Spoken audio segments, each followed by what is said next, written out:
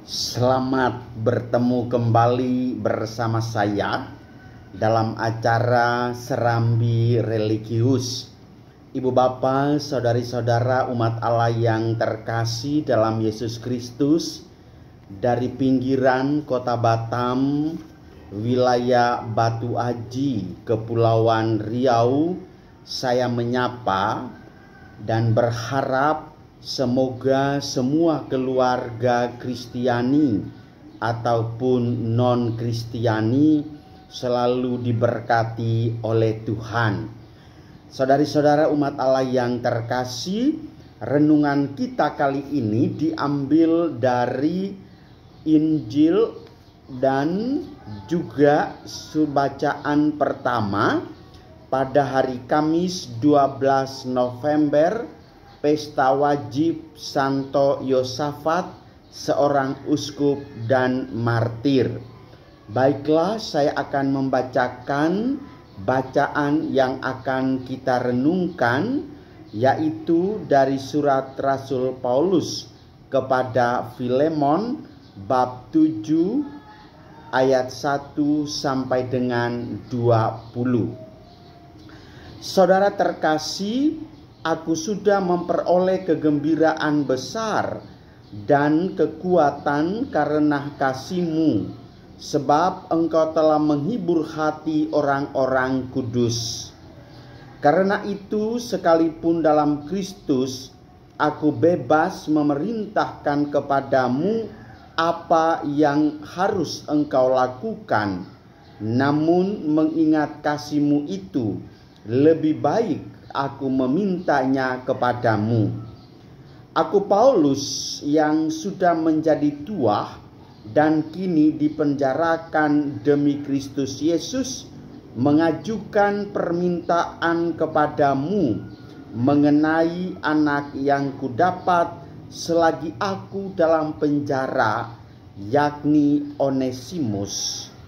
Dahulu dia memang tidak berguna bagimu, tetapi sekarang sangat berguna baik bagimu maupun bagiku. Dia, buah hatiku itu, kusuruh kembali kepadamu.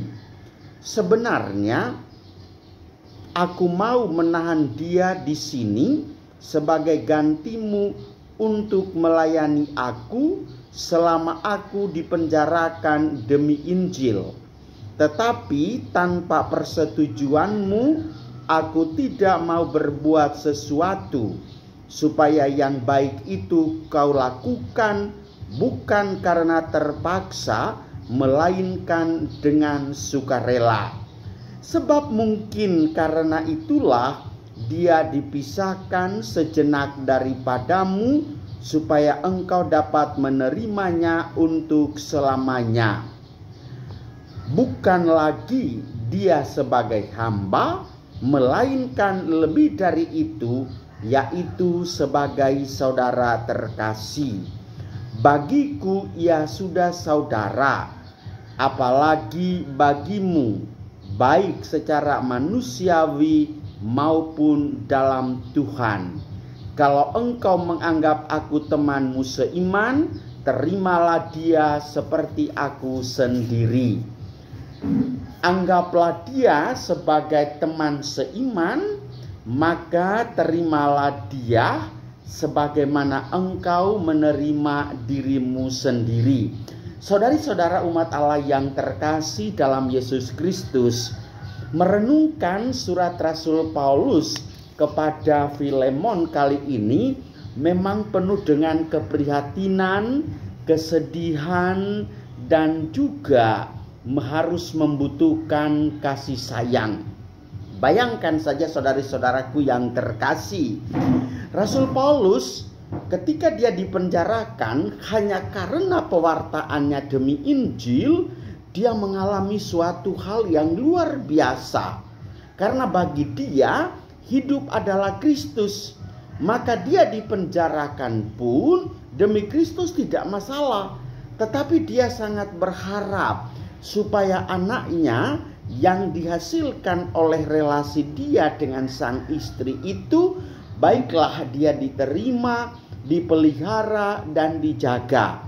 Coba ibu bapak bayangkan saudara-saudariku yang terkasih, ketika kaum bapak atau ibu dia ditangkap karena masalah narkoba, masalah pencurian, masalah pembunuhan, pencurian, dan lain sebagainya. Apa pesannya kepada kita yang di luar penjara? Pasti dia akan mengatakan, tolong jaga istri dan anak saya. Anggaplah mereka itu sebagai keluargamu. Jangan menganggap mereka sebagai musuh atau orang yang perlu diasingkan. Rasul Paulus kepada Filemon memang mengharukan sekali untuk kita refleksikan. Dia meminta Filemon untuk menerima anaknya ini dalam iman. Namanya Onesimus sebagai saudaranya sendiri.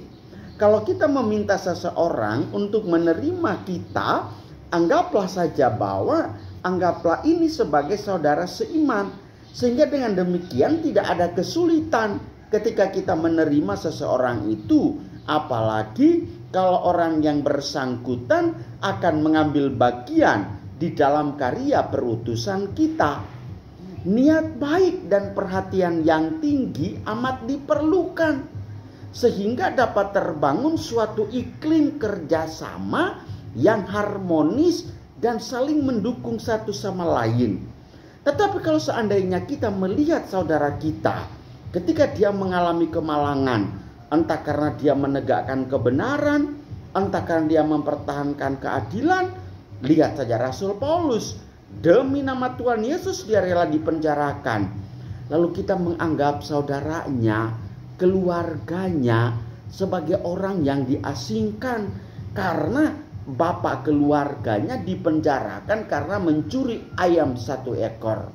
Saudari-saudaraku yang terkasih, realitas seperti ini tidak jauh dari kehidupan kita. Tetangga saja Anda lihat, tiba-tiba didatangi kawanan polisi, dia dijemput paksa atau tidak paksa, atau dia diciduk lewat pengintaian sekian lama, lalu betapa terkejut anak dan istrinya.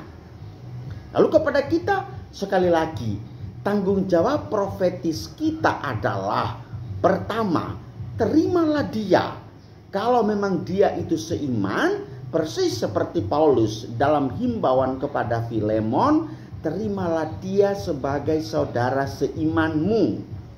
Dan ajaklah dia untuk mengambil bagian melanjutkan karya perutusan yang sudah saya tinggalkan itu. Jangan menganggap dia sebagai seorang musuh yang harus diasingkan. Saudari-saudaraku yang terkasih, bertepatan dengan pesta Santo Yosafat yang lahir di Lituania, yang sekarang kita dengar dengan nama Ukraina, sekitar tahun 1580.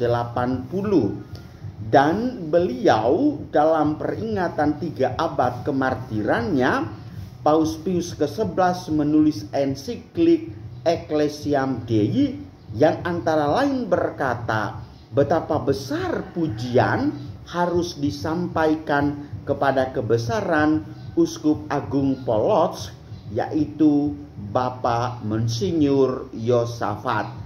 Lebih lanjut, Paus Pius ke-11 mengatakan bahwa dalam usahanya untuk memulihkan kesatuan, tentulah ia dibimbing oleh naluri suci untuk menyadari betapa hasil baik toh dapat dicapai dengan mempertahankan penggunaan ritus Slavonia di dalam gereja universal. Sekali lagi, ibu bapak saudari-saudaraku yang terkasih, harapan dan himbauan Rasul Paulus juga kepada kita. Ketika teman kita mengalami kemalangan apapun, terimalah keluarga sebagai saudara-saudarimu. Kalau memang dia seiman, terimalah dia sebagai seiman. Kalau dia tidak seiman, terimalah dia dengan imannya, tetapi dia kamu anggap sebagai saudara-saudarimu. Dengan demikian, berkat Allah senantiasa melimpah bagimu. Tuhan memberkati kita semua. Amin.